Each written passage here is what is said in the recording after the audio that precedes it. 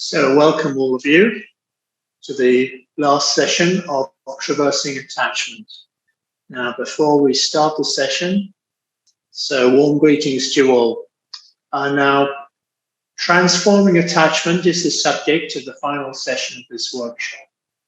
So clearly we have to work on ourselves if attachment is to be truly addressed. But what must we do if attachment is to actually be transformed? What are the requirements of this process? Does it, for instance, necessitate abolishing the ego altogether? What will the state of our consciousness be? Do we have to realize the psychic being in order to transform attachment? All these sort of questions. And lastly, what is the consequence of the transformation of attachment? These and other matters will, I'm sure, be dealt with by Dr. Alok Pandey this evening. And Dr. Alok Pandey is a medical doctor who specializes in psychiatry. He used to serve in the Indian Air Force before settling at the ashram here in Pondicherry. He's a founder editor of NAMAH, the Journal of Integral Health, and chief editor of All India magazine, a monthly compilation published by the Sri Aurobindo Society. He's authored 3 books, including Death, Dying and Beyond, and contributes to many workshops, both live and online, many online sessions as well. So very much looking forward to the session, and over to you, Dr. Alok. Namaste. Basically, when I chose the subject, transforming attachment, a scene had flashed into my mind, honestly, which was somewhere in 1985, and I had come to Pondicherry along with Kavita, my wife, and that point of time, I was asking this question to myself, that why in spiritual life we are asked to be detached, why we have to cut off the ties. That's how I had understood. Because this used to be a perpetual struggle within me, a struggle of thought that if ultimately we have to cut off all ties and be one with the divine, then what is the whole purpose of creation? So this seemed like a paradox until, of course, I read Sri Aurobindo and many of these things became clear. But in practice, what did it mean? Did it mean that with my family members, with those whom I love, I should cut myself off and lead a life of a recluse or become indifferent, have nothing to do with them? This used to be the dilemma. This 85, the dilemma was there for quite some time. And from all the lives of the great saints I had heard, read, and of course in the life of Shri Krishna, in the life of Arjun, in the life of course, Sri Aurobindo and the mother, none of them actually left people who were around them and cut themselves off and shut themselves into a corner of the world. So there was something which was not clear, and at that point of time, the aspiration, I remember, must have been a psychic moment very clearly.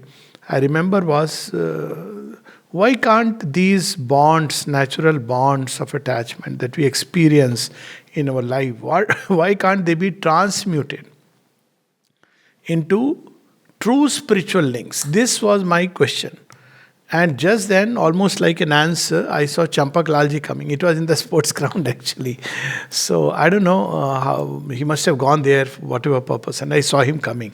So I just rushed to meet him because everybody said Champak Lalji, and I rushed. And then, of course, he didn't say anything. I didn't tell him anything about this question. But I know he was extremely intuitive. Later on, I had this several occasions to be with him, almost 20 days in close service of him. And I realized that in a very subtle way, he was an adept at reading what's going on inside you. And that time, this question was uppermost in my mind. So somewhere at some subtle level, the answer was given. And then it was a long journey of trying to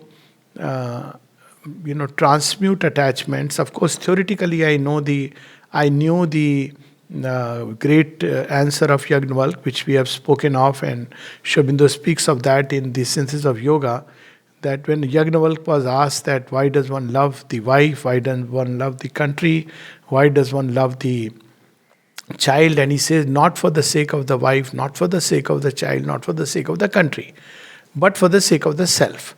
So, in principle, it was very clear that we are not supposed to cut ourselves off from them, but we have to change the way we connect with them.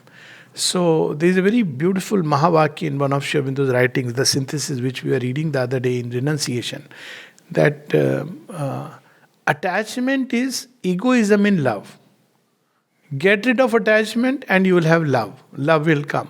So these were the clues which came, but the practice takes a long time. It doesn't, in intellectual understanding, or even when your heart has admitted the idea in principle that, well, this is the path that one has to take, that I don't have to say now, oh, she's not my wife, not my child, I have nothing to do with them. That's not what is required. That's a framework in which this world operates. It doesn't really matter. But what matters is, what is the nature of my relationship with her, with the child, with the world around. And this is what I started working upon over years. And Mother's Grace, so many opportunities came. Opportunities, how do they come? Where attachments come, attachments of various kinds. And then I realized over a period of time, I can only share those discoveries and what I have understood, and the process is going on. That one is that attachment, there are two operating systems through which human beings connect with the world. And everywhere, it's not only with human beings, everywhere you see the same is reproduced. For instance, there is a way that the baby is attached to the mother in the womb. Now, he's attached and he cannot do without it. Imagine if prematurely you cut off the placenta, the baby will die. So there is a way in which attachment where the baby is not at all conscious. He is in fact indifferent even to himself. And yet he is attached. That attachment is needed for his sustenance, for his growth, even for his future. But then when the baby is born, this physical cord is cut. And then over a period of time, through a long journey, this nature of attachment begins to change. So initially the mother is just a caregiver, somebody who gives food, nourishment, care, protects, understands. Then as one grows, this changes into a friendship. That's how it is meant to be. Parents should change into friends of the child when children grow to be 15. That's what we had learned. Very nice maxim that up to 5, you be like a parent who is kind of bears everything of the child. 5 to 15, you have to discipline the child. 15 onwards, you are like a friend to the child. And 25 onwards, the child is free. Now, this freedom of the child, where all these bonds have gone, does it mean nothing remains? No, something remains. Something remains like a tie, which is very subtle. And that's what I see. As I said, this question used to come to me when I used to read the life of, let's say, in Ramayana. That when I read the way Ram laments for Lakshman, when he is struck by the arrow, that what will I go and say to my mother and his mother, more importantly? What will I say to Sumitra that, your brother, your son, I had brought him along and he came to take care of me and I couldn't take care of him. After that famous episode where the Shakti has hit him and he is on the verge of death. That's the episode of Hanuman going and fetching Sanjeevani Bhuti. There are many, or when Ram returns back and he meets Bharat, and there is such a heart-rending scene where what really is a filial love of a brother to a brother. So there are many such things. Having read so much, this was a question mark, and I understood why this question is there, because in our mind, detachment translates into the indifference of the sannyasi. And since I never wanted sannyas and myself were like diagonally opposite things because it didn't make sense of the world. So I used to wonder what really is meant. Of course, the Gita speaks about tyaga and not sannyas. So over a period of time, what I have understood is and practiced is that there are two operating systems with which we connect with the world. One is in ignorance, the other is in knowledge. So what is this operating system in the ignorance? In the operating system of the ignorance, I, the ego, Dr. Alok Pandey regards himself as a separate entity, and as long as other things, people who are near me, they feed my ego with not only with halwa puri, but also with nice, good words, praise. Oh, you are wonderful. Till that time, I am fine with them. But the day they criticize me or say things which are not really, I don't feel comfortable about, then, oh, you are, I start, cutting them or shunning them away. So there is this operating system in ignorance where there is this sense of a separate ego individuality. So the master of this operating system is ego. And it operates through the link of desire. So ego and desire are the operating systems in ignorance. And this desire itself takes very paradoxical forms. The cords with which it ties us to the world is threefold cord. That's how the ego operates. So the three cords, in electricity we have those three. One is the positive, negative, and the neutral. I forget the colors. I think yellow, red, and green. Whatever it is. So there are these three cords with which we are tied to the world in ignorance. And these cords are called tamas, rajas, and sattva. And I find this classification wonderful. I haven't found a better classification anywhere. Anyways, this is based on a truth, profound truth of nature. So there is a kind of attachment which we don't even realize is attachment. And that attachment is purely tamasic in nature. So tamasic attachment is attachment which by habit, by custom, by tradition, by the circumstances of our birth, by living in a particular physical environment for a long time. You see how we get attached to neighbors? There used to be a saying in Hindi when we were growing up that, even if a dog is near you, lives with you, you get attached. This is no demeaning the dog. They are wonderful creatures, I must say. Many of them are much better than human beings, but that apart. That the idea was that anybody who is physically near you, you get attached. Why this happens? Because very subtly, invisible links grow. I mean, I've experienced this in Air Force. We had to change our houses almost every 2 years, sometimes 1.5 years. And you get used to your house, you get used to everything, the furniture, everything. And even after long back, this came to be like an experience. In Bangalore, I used to stay in a house, and when I was passing through, I had an instinctive urge to tell the person, this is the place where I used to live. And then I realized that what is this? This is the place where I used to live. How does it matter? What is its relevance?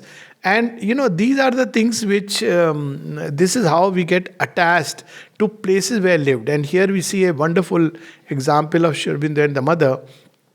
When mother was asked about, people were trying to buy her house where she had lived in Paris, 9 Rue, I'm forgetting, but Rue Martineau. Anyways, it was number 9.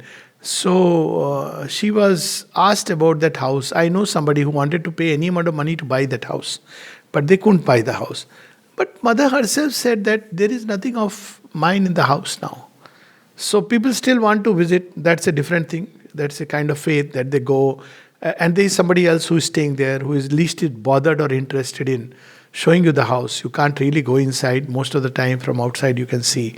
If you have to spend all the money to go to France, to Paris to see that house, why not come here in Pondicherry and see this house? This is my logic, that don't go all the way to Paris to see it house. The similar things Sri Aurobindo speaks of about Chandanagar. So in Chandanagar, he has been there, and at one point in one of his messages, in one of his conversations to a disciple, he says, but there's nothing of my atmosphere there in Chandanagar. This was very, to me it had hit quite, because, he has been there and lived there. And I must say, I've traveled so far and wide. I've been to Baroda, where Sri Aurobindo has lived. I've been to Chandanagar. But definitely in Baroda, you can feel his presence much more.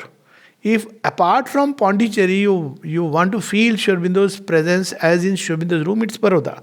So I realized that there is a kind of atmosphere which connects us with the physical environment, but it is equally true that you have to preserve it. if you, I mean, those who are taking care, and this applies to the ashram and every other place, that if you don't keep it well, if you don't treat it with a sense of the secret, then that atmosphere, okay, we have this as an article of faith, it's very nice, we go there. And so, nevertheless, there are physical forces which tie us to environment. And they're very strong in nature. They are habits.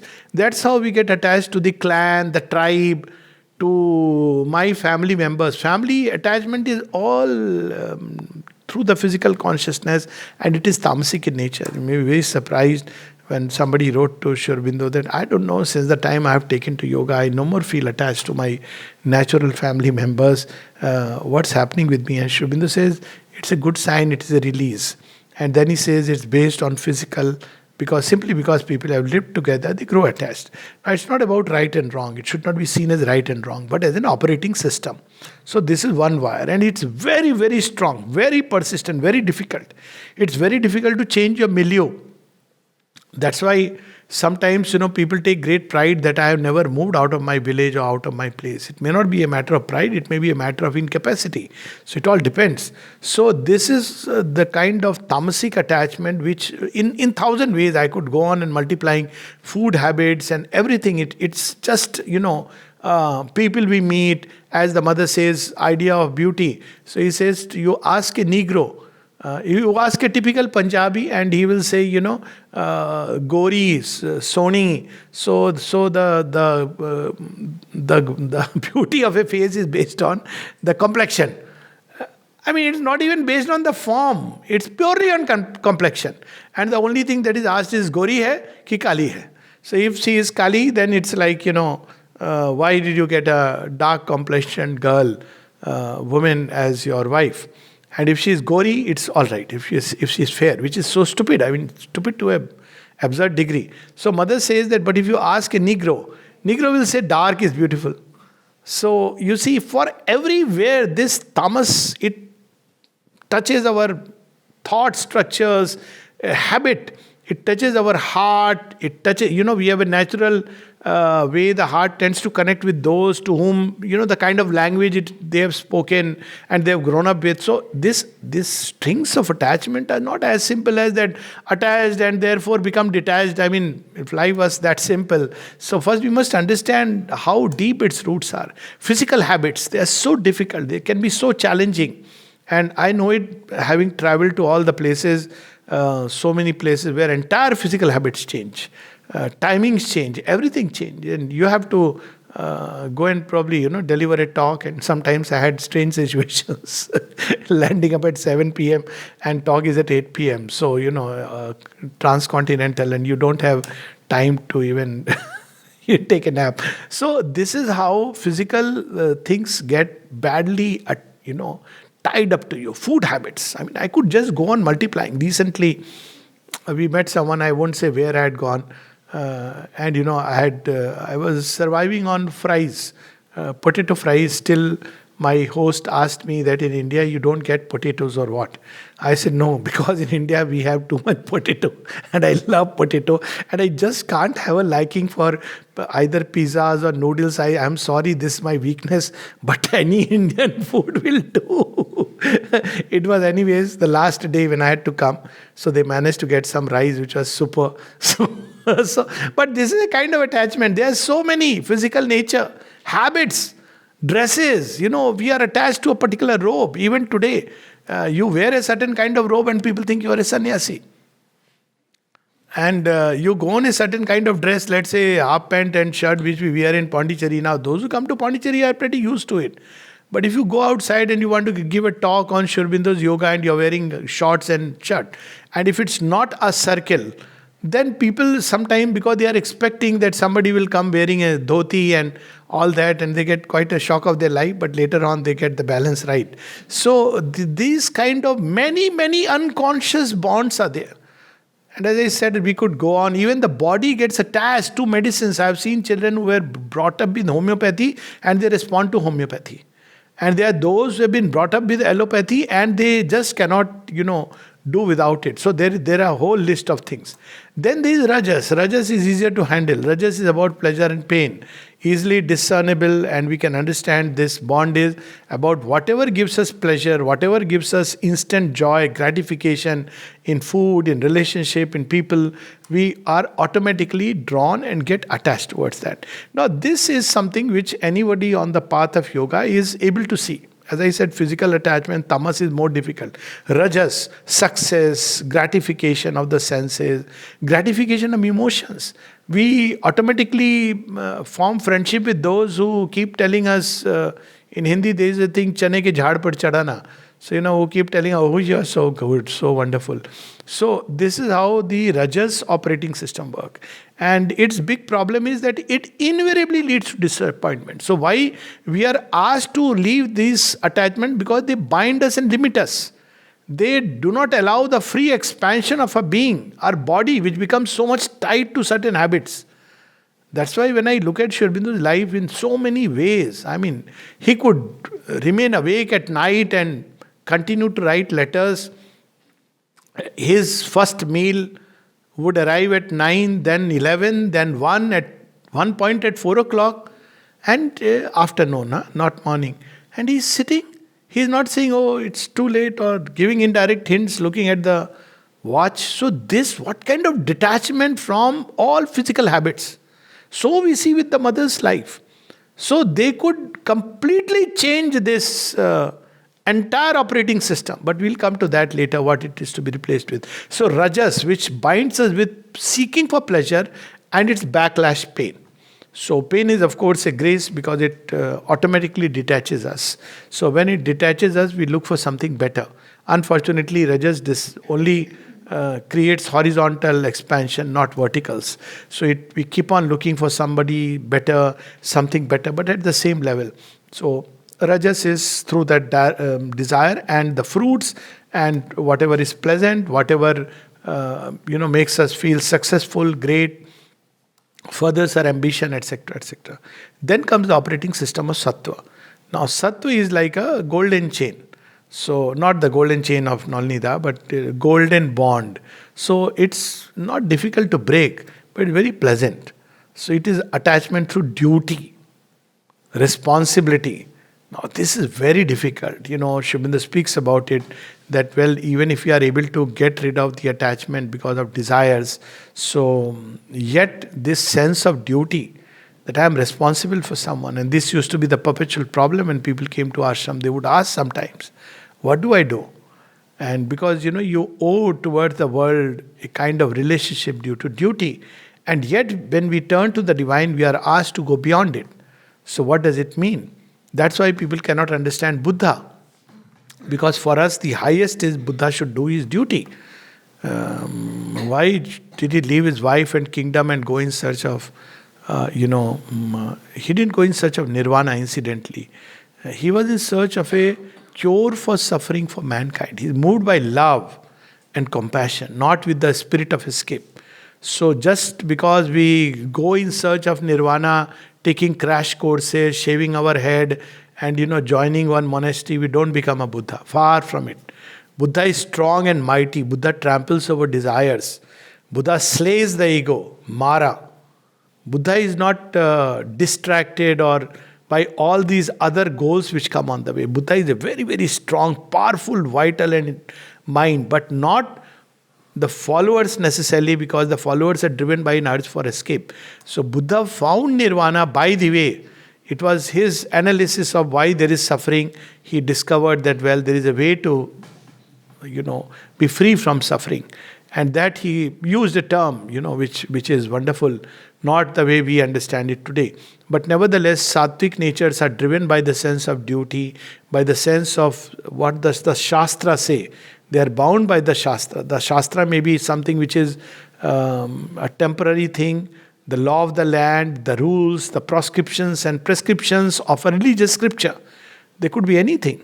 But the problem is it doesn't give you the utter freedom of the spirit. So there is this very interesting story about Swami Vivekananda.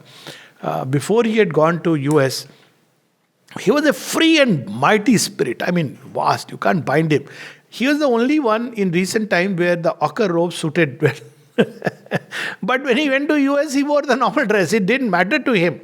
So somebody complained to Sri Ramakrishna. I have seen him, he was sitting with some women and he was sitting and having food in the hotel. Something like that. Someone had complained. I don't remember the context. But Sri Ramakrishna told him, you know what? Narendra is so pure that even if he goes outside beyond the seas, sits with women and has wine and meat, he would still remain pure. In fact, not only remain pure, he would purify. So there is that other dimension that, but Sattvic nature find it very difficult to understand it. That's why, some people ask that why is chicken sometimes given in the corner house. Corner house is incidentally called corner house because it's on the corner. So it's one of the ashram kitchen meant for children. So children, when they are growing up, some of them are very active. So they may need, it's not compulsory for all. This vegetarian food, it's not given every day, but it's given. Eggs were anyways given in the ashram long back. So somebody asked me that why this is given. I said, so that you can get rid of your attachment to the idea of vegetarianism. So, I'm a vegetarian. I never had eggs and I can't eat. Except by default, somebody gave me crab rice, but I didn't realize what are these small little pieces, and I felt so pukish. But that's a different thing altogether. I may not eat. That's my choice. I may have reasons for my choice. But equally to be attached, this is what Swami Vivekananda and Sri Aurobindo spoke about, kitchen spirituality. The spirituality of the cooking pot and the vessel. So you see, Sattvic nature also can bind us with the idea of duty, responsibility, Shastra, what is prescribed and prescribed. And I have seen people grow so uncomfortable. I have seen a monk traveling with me, sannyasi. He was going to a place where I was going to give talks, and he was going to hear the talks, and he was a monk. So he was very uncomfortable in the morning. I said, what's the problem? He said, I'm not able to do my puja. I said, why? He said, because I haven't taken a bath. Now this was a train. So I said, go and take a bath in the bathroom. He said, no, the water is not good. I said, okay, wherever the train stops, you can take a bath, go quickly. I have seen my grandmother do that, Go and take a bath and then come back. He said, no, if the train starts. I said, now you see, you make a choice.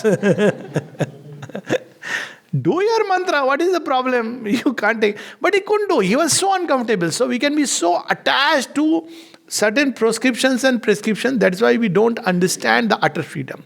Now, once again, prescriptions and prescriptions are needed at a point of time. It's the same thing like saying that the divine is beyond morality. Doesn't mean he is immoral. It doesn't mean any of us can start from that high point and say, well, divine is beyond morality, nobody kills, nobody is killed, so I can take a sword and brandish it and start killing people. It doesn't mean that at all. But it means that don't limit ourselves. Sattva also limits. So this is how we understand these three wires, the operating systems in ignorance. So what is that other operating system? So Sri Aurobindo speaks of the ego must be replaced by the psychic being. First thing. Shift that fellow who is sitting on the computer. Because he doesn't know the new operating system. If you tell the ego, operate according to the spiritual consciousness, he will turn it into religion. If you tell him that, look here, Hanuman is like that, he will think, oh, you have to become a monkey and you will be like Hanuman. But that's not what it is. So first thing is to replace the ego as the head of the operating system and replace it by psychic being. Then only any transmutation is possible. This was, as I said, one of my quests, that how can there be true spiritual links. Even I used to pray that Mother, teach me how to connect with everybody, love everybody, independent of space and time. So that it doesn't matter whether I am with the person, not with the person, far away from the person, in this point of time, that point of time. And she has taught me, I can say that with all kinds of experiences. But this experience of limiting, you see, when you're away, how do you still continue to love? Most of the time, that's how attachment, as Mother says, how are men attached in their marriages to women? Because of the small comforts they get, They like to come home, be greeted over a cup of tea. Thankfully, now women are also working. But they become like Lord in the house. In the house, they are the boss. So they like to dominate, they are attached to dominating, control, possession. All these are ways through which the old system of family works. All right, it's a good system. I mean, it had its utility, but it's not useful for a spiritual life. It can be very damaging if a man wants to take to a spiritual life, if he continues to continue with this same kind of attachment, that he gives a nice talk on detachment and comes home and says, why haven't you cooked prepared tea for me, and why there is more or less salt in the food. Now, of course, if he is in a hurry because of work of the mother, it's a different thing. Like we have the story of Sri Ramakrishna going inside and telling Ma Sharda, why are you, she was making crab pakodas. So make them fast because people are waiting. I have to go and talk to them. Now that's a different story. It's not like I want to take the rasa pakoda and I have come like a lord. So again, it's something inner which matters. You know, there is the story of someone, a Naga sannyasi, who came to Delhi ashram to give a talk. And he was not wearing any dress. Thankfully, in India, we don't have laws which can, punish you for exhibitionism. If you are a sannyasi, you are allowed. So anyways, so they had to keep one leaf below his feet so that he steps on one, then the disciple will place before the other, then he'll step on the other. Like that he came. And then he gave a talk on detachment.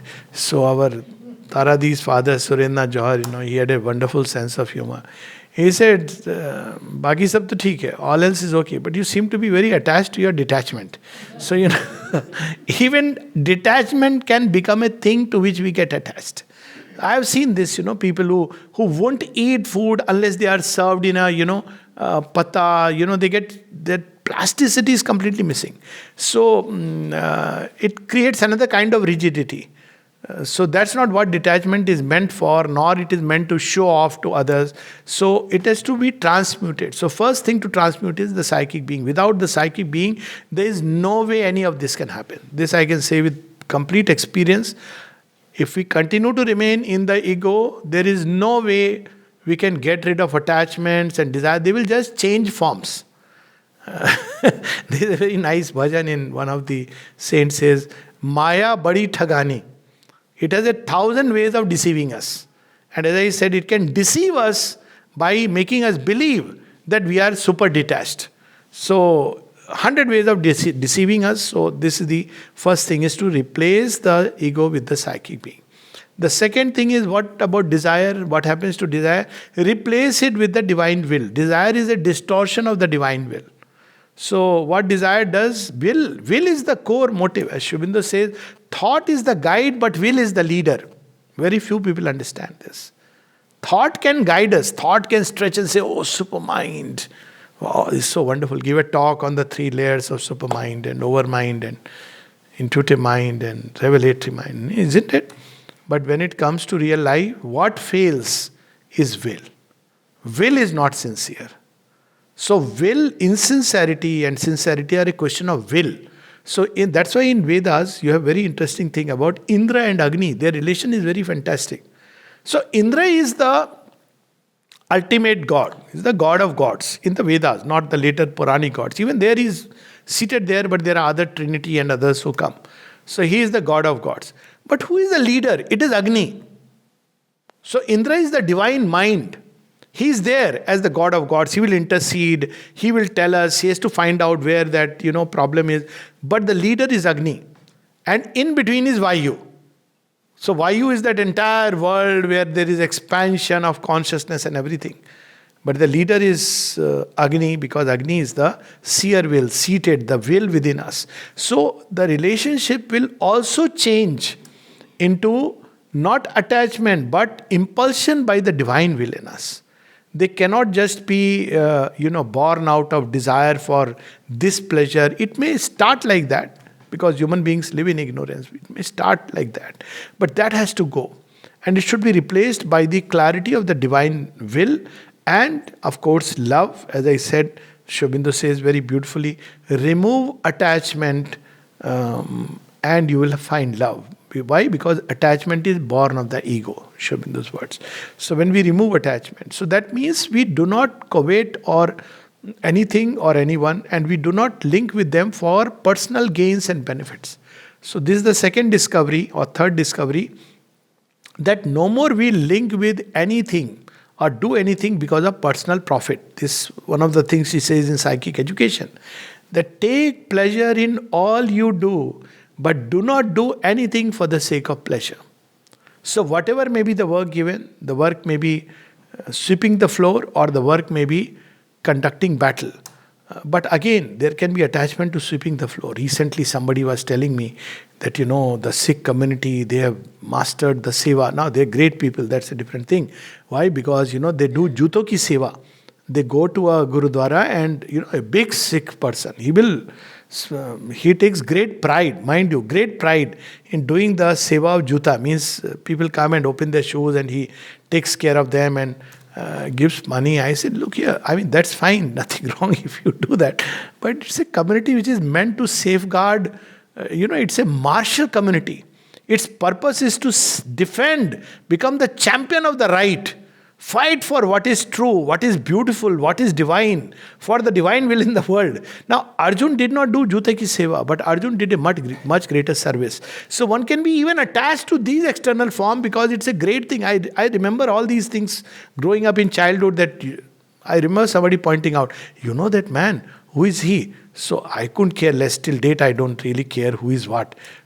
My who's who is only Mother and Shri Aurobindo, and of course whoever is connected. But even earlier it was, what is there in a name and your designation?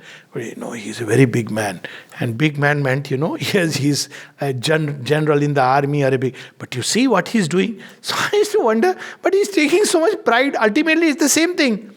So this idea is not about this or that work. Do the work which you are impelled. If that is given to you, by all means.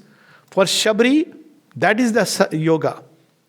But for Arjun, for Lakshman, yoga is different. So this must be impelled by the Swadharma. That's what Sri Aurobindo says. If you don't want to be attached, you must feel for your Swadharma. Swadharma is the impulsion of the divine will in us. Swabhava and Swadharma. Based on that, do the action, but without any desire for fruit. Now this is something which one has to thoroughly remove from nature. Any emotional relationship should never be to feed your own emotions. My hunger. See, the person doesn't love me. So as the mother says, this is the ordinary consciousness. Oh, I will love you if you love me. And if you don't love me, why should I love you? Now, this is the way. Then she makes a whole hierarchy of love. She says, first stage is that I love you if you love me. The second stage is I love you, but I expect love in return. The third stage is where I love you, but I need acknowledgement. You must at least tell me that, you love me, so nice, thank you, card, messages. Now, when none of this is there, do you still love? Well, she says you should love just as you breathe. Because it's the nature of the divine to love. Love all beings. But here again, she says this also should not be done with a sense of attachment or pride. But this love should flow. Now, you're not expecting anything in return, not even acknowledgement. And yet, this love should continue flowing from within.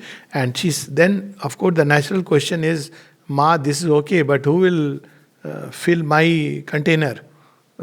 Ego is always like a beggar, because ego is limited. So it always carries a container and it goes to one place for dole. If it doesn't get from there, it goes here. But very often it goes to both. Because something it will get from here, something it will get from there.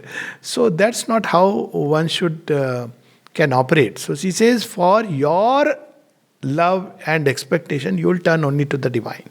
So the second clue is that turn to the divine for everything. And that's why there is this wonderful flower, attachment to the divine, the perfect detachment from everything. Because once you start getting the rasa of that joy, and when I share this with people, people find it very difficult to understand. I said, you know what? Once you have tasted the divine love, actually you cannot really enjoy any other form of love. While it is okay till you have tasted other forms of love, whatever little, but once you have tasted even the best, highest human love will pale in front of it. So to turn toward the divine for receiving all love, but when it comes to giving, she says, be like a flower. Give it to those who are, not that you start catching people and finding people and giving. Start with those who are around you in your life, those around, but without any expectation or attachment to the fruit. So, to be impelled by the divine will, to be impelled by the divine love, to be impelled by the divine light, by the divine service, we should go out in the world and be connected with everything and everyone as an act of love, not as an act of attachment. And the proof lies within that attachment is invariably brings the expectation from the other person. Invariably, it hides its selfishness with a nice, neat cover. And when that is not fulfilled, satisfied, still if one can love, Shobindo goes one notch higher, many notches higher. In one of his poems, where he says, "He who returns, loves for return of love, is like a shopman's heart. He who takes and gives the kiss, even if there is no love from the other side or nothing from other side, even where there is hate, that is truly a love." So, but that is a very high state which many of us may find difficult. But at least to turn to the divine for all your fulfilling, your filling your containers. And then again, attachment to the physical environment, that must change. So there must come in the nature plasticity, widening, and equanimity. So first is to change the operating system from ego to the psychic being, desire to the will. Will must be surrendered to the divine will, and the divine will must impel everything, including human relationship. And even in human relationships, he says something very beautiful: the true, the good, the beautiful. It doesn't mean in a human relationship when you love, you do all kinds of nonsense, you do what is adharma. That's not love. That's martyrdom. So dharma is always to be there. You can't allow anything, nothing can be greater than what is dharma. Nothing can be greater than the divine will. So that's how one has to organize. That's why we see with Sri Krishna that he eventually gives every chance, but when the Kauravas cannot take the chance, ultimately they have to go, because nothing can go greater than the divine will in creation. That is what we see that Balram didn't understand. So Balram charges Sri Krishna with he indicts him with the charge of partiality. He says, well, you have been partial to Kunti because she is your Bua. But you forget that they are also your cousins and relatives. So that's why I have stayed neutral. Why? Because both are relatives. Why should I intercede in a fratricidal war? This is his logic. But Sri Krishna's logic is not about this relative or that relative. It's a question of dharma. It's a question of the divine impulsion which wants to create an Aryavarth out of all this, melee of small little kingdoms. So the whole thing changes from desire to divine will, which implies getting rid of all preferences, opinions. These are such subtle preferences. I have seen this, that even the form, the complexion, the language, all this creates subtle biases. And we automatically tend to incline towards certain kind of people. One has to detect it with a spiritual fire and discard it. So all these things come into play. Then attachment to opinions, fixed ways of life. Now it takes time to understand that every opinion has its contrary side. And that's why Shobindo says, when you have knowledge, the sign is that you discover that whatever you are saying, its opposite is also true. For instance, you stand for democracy, all right. Its opposite, dictatorship, has its own truth. And in divine, they are combined beautifully. See, divine, how they are combined. He is the greatest democrat. Sometimes you wish he were not so. He gives us all the freedom, even to hang ourselves. But he is the greatest dictator. Why? Because Mother has used the word benevolent dictator. Let me correct that. So why? Because whatever way you may do, ultimately it is his will which will prevail. So he is pushing everybody subtly, gently, from behind, from here and there, until finally there is the fulfillment of the divine will. So this is how, that impulsion in things, the will in things, and the true things, and attachment to opinions, ways of life, one-sided understanding, all these come in the way of truly detaching ourselves and gaining knowledge. Because if we are attached to one-sided view of things, we can never really arrive at true knowledge. So the process is it doesn't mean that I say I don't care what is happening. Why? Because I am not attached. So whether it's India or China, what does it matter? That's not how it is to be understood. It means I am detaching myself from these opinions so that I can know the impulsion of truth at this point of time. Because truth is not a fixed formula. Truth manifested itself in the land of Arabia. How many? 2000 years back? Maybe, I don't know. 600 AD. Yeah, nearly 2000 years back. A little less than that. In the form of a prophet who gave some wonderful teachings.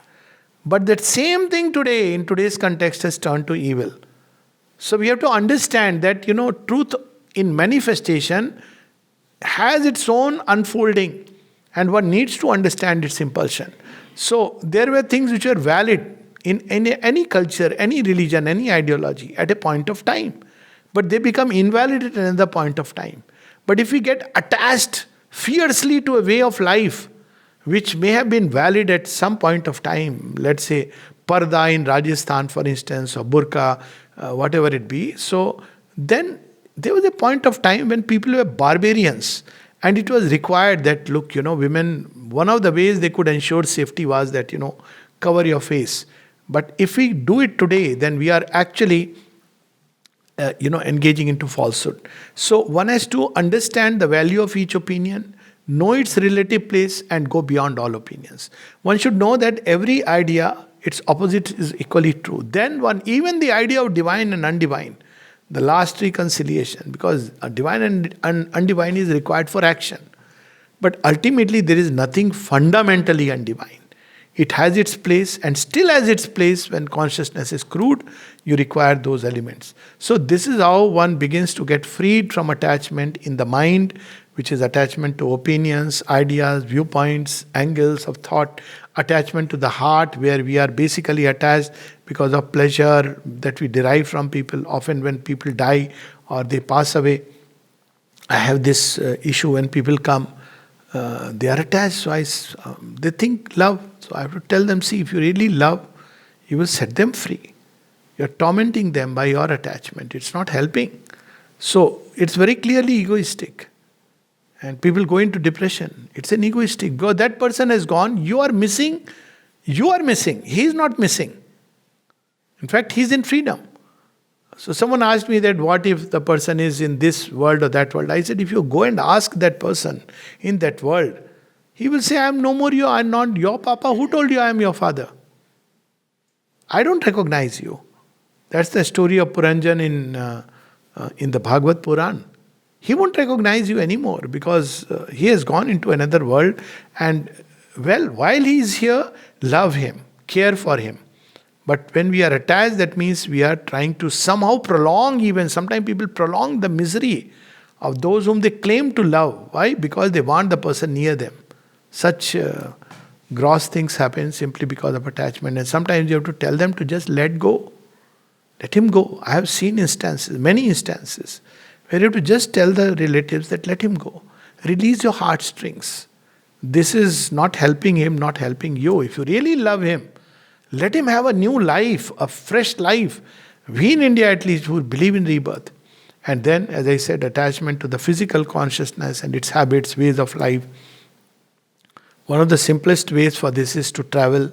In olden times, there used to be Deshatan, which was a very good thing for young children, that go and look into the world, look around the world. It brings wideness. It changes us, that mode by which we think that one way of life is the only way of life. When you look at people, when you look that they dress differently, they speak differently, yet within them, the concerns are the same. They are the same human lot. Recently when I went to Spain, the mothers were the same. My children, they are wearing those, faded jeans and toned jeans, all because of the Americans. So I said, I could well say that you are a typical Indian mother. And then he says, you see, nowadays they are all the time on WhatsApp. I said, am I hearing an Indian? This is the same concern. You go to America, same concern people have. So if you go behind that appearance, you see this is the same humanity. It takes only a different outer because of the situation and circumstances, but at the heart it's the same humanity. So this brings you a sense of wideness, sense of unity with others. Still a unity in ignorance, but that is better than division. The deeper unity comes only when we discover the universal self and join with it, and we know that the self within me, the true self, is the same self who is in all beings. So this is a very broad overview that all these links, basically the operating system must change, and attachment should be transformed into love. Attachment to ideas and opinions should be transformed into knowledge. Not only knowledge in its essence, which is what Vedanta is about, but knowledge in its unfolding, manifestation, which is what Dharma is about.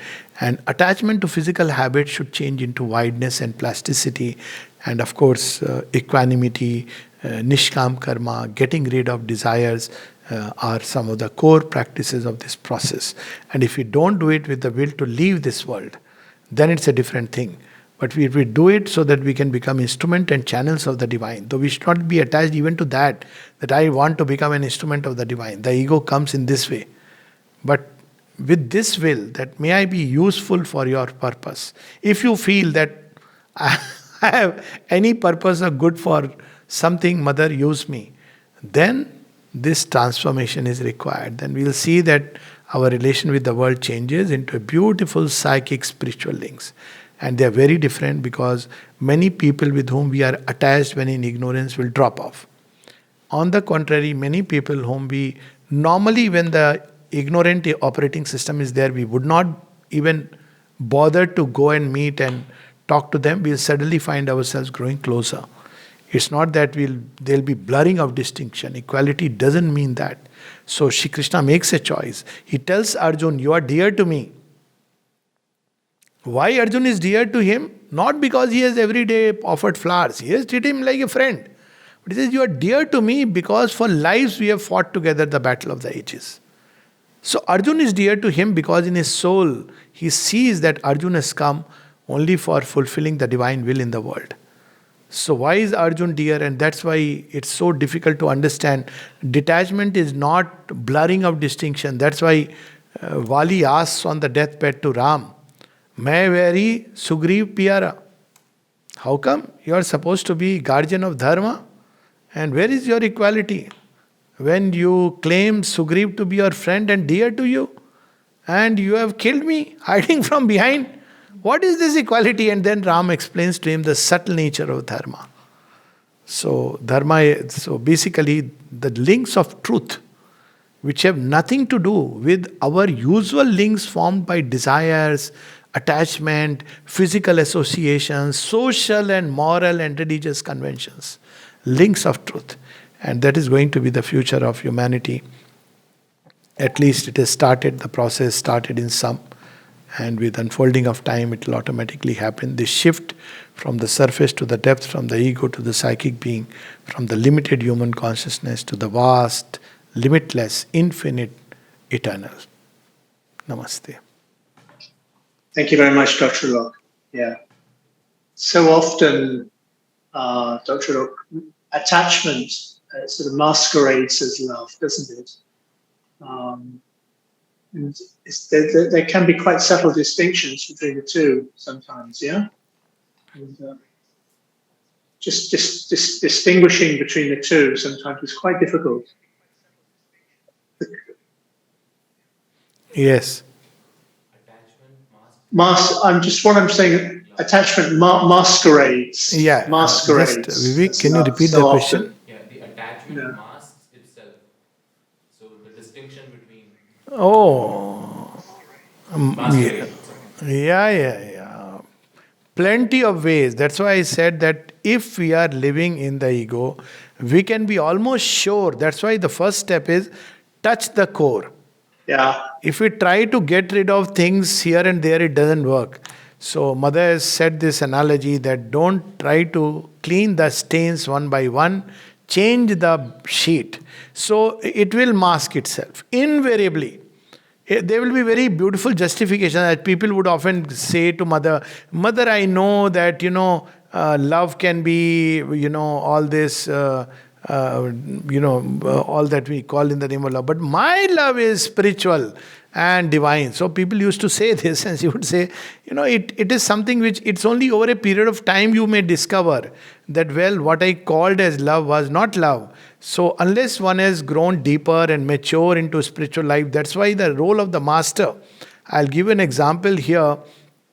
There were people who asked mother, when someone told me directly that two real anecdotes I'll tell you. So one was, a lady asked the mother that, mother, I am feeling for this person, what should I do?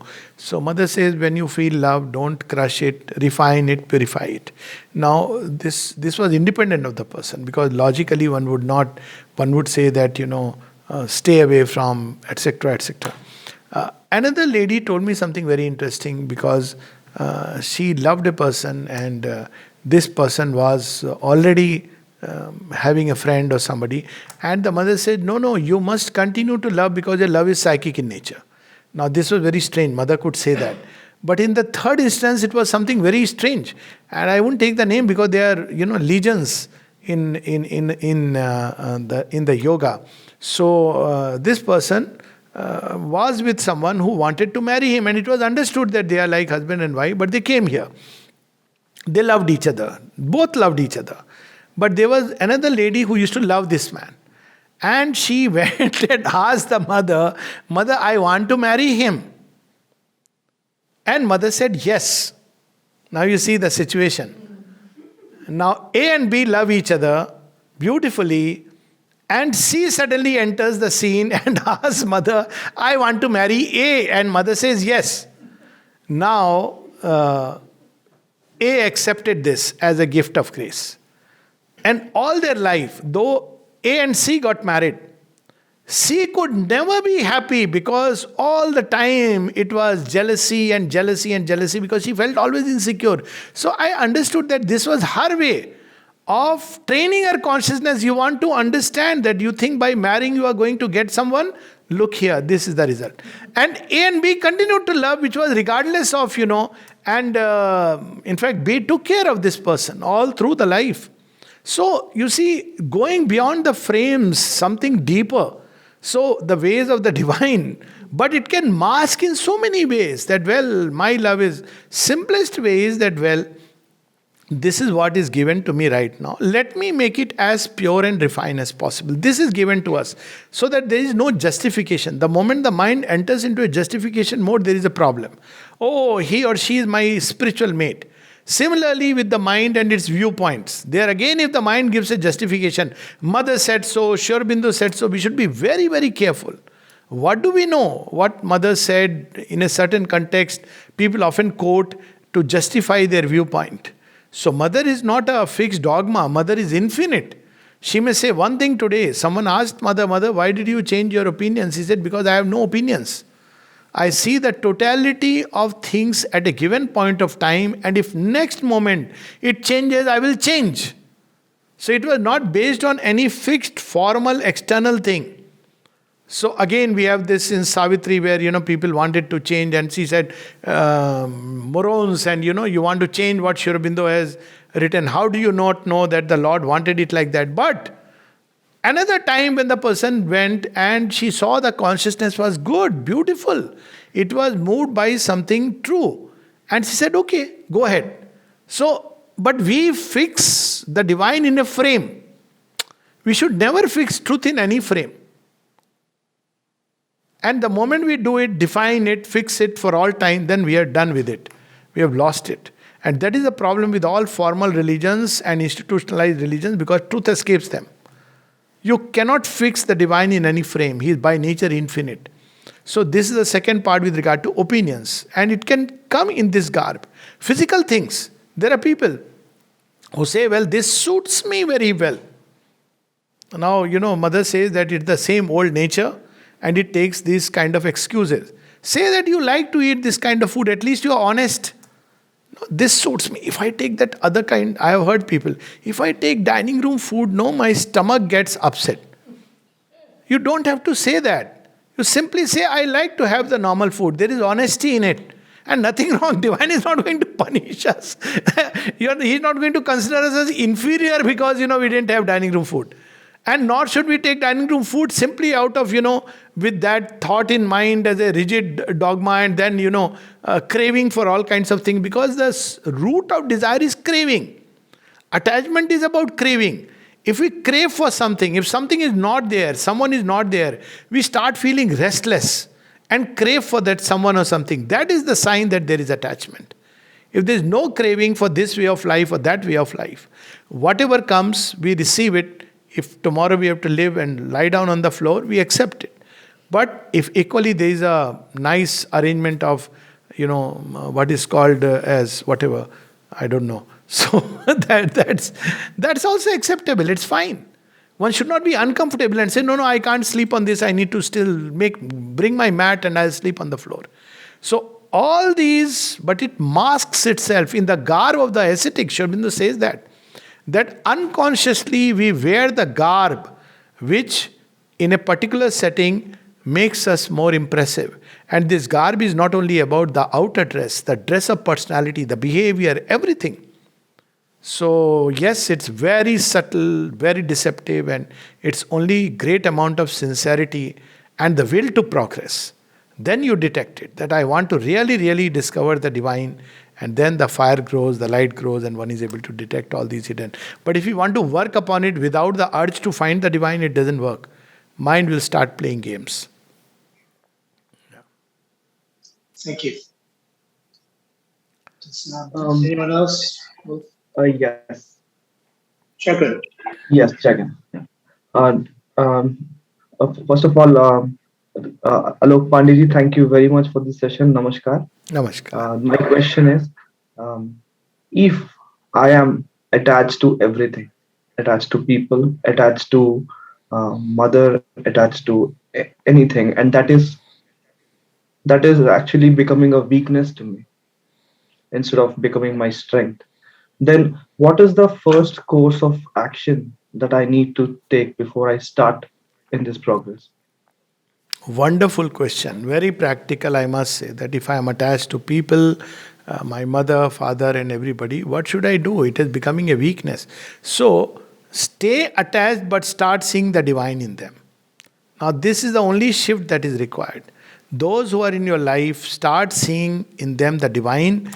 I know the outer surface nature may not show the divine at all, but still go deep within and know that these people have been given to me in my life and they too carry the divine presence within. So while I am here to take care of them, in whatever way I am to connect with them, let me do it with this idea.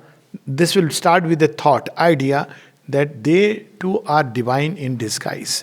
And if we start doing that, and of course with the aspiration to find the divine, not to just let it become a static way, then one day the mask is torn and things change also, circumstances change. But people who are given to us by destiny, we can do like that well, I will take care, I will do what I need to do, but with the sense that there is the divine in them. But again, it should not be for personal gains. Personal gains, profit, even satisfaction of emotional hunger, that and yoga doesn't go together. Then one has to wait till life and circumstances teach us. But I am assuming that when we take to yoga and we are yet attached, there will be people, everybody has people around them.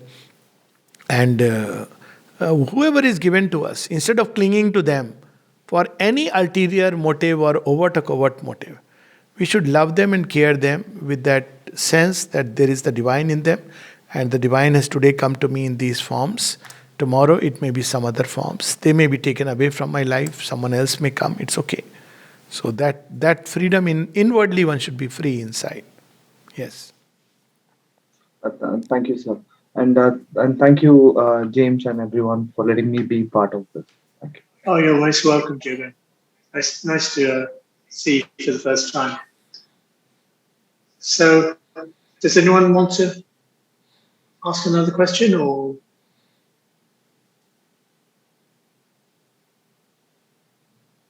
Okay, so thank you, Dr. Alok. Thank you so much.